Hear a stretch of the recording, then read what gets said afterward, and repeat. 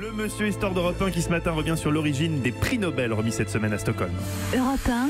Je vous ai compris. Ich bin ein Berliner. Je crois qu'après avoir vu ça, on peut mourir tranquille. C'est historique. Bonjour Fabrice Delméda. Bonjour. Fabrice, ce matin vous rendez hommage au prix Nobel, ce prix qu'un physicien français, Gérard Mourou, a reçu hier avec deux autres chercheurs. C'est la plus prestigieuse des récompenses. D'où vient-elle ? Bah oui, ce matin je pousse un petit cocorico pour Gérard Mourou et parce que tout a commencé en France. En 1850. Cette année-là, un chimiste italien, Ascanio Sobrero, a rencontré, dans le laboratoire du professeur Théophile Jules Pelouse à Polytechnique, un jeune Suédois arrivant tout juste de Russie, Alfred Nobel. Alfred avait un père industriel dans l'armement et il a vite compris l'intérêt de la découverte d'Ascanio Sobrero, un liquide explosif. La nitroglycérine.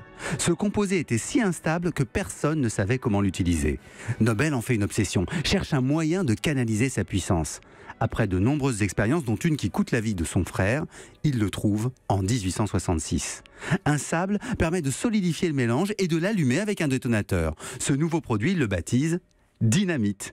Et depuis Paris, où il s'est installé en 1873, il vend la dynamite dans le monde entier et le voici riche. 22 ans plus tard, c'est encore à Paris, au Cercle suédois, qu'il laisse son testament. La plus grande partie de sa fortune doit aller à une fondation pour créer un prix récompensant des travaux en médecine, physiologie, physique, littérature et un autre pour la paix. Après sa mort, en 1896, et une bataille juridique énorme pour son héritage, en 1901, enfin, son vœu est accompli. Le prix Nobel s'impose aussitôt comme une référence. Pour les Français, ce prix a donc une portée historique. Oui, pas seulement pour sa lointaine création.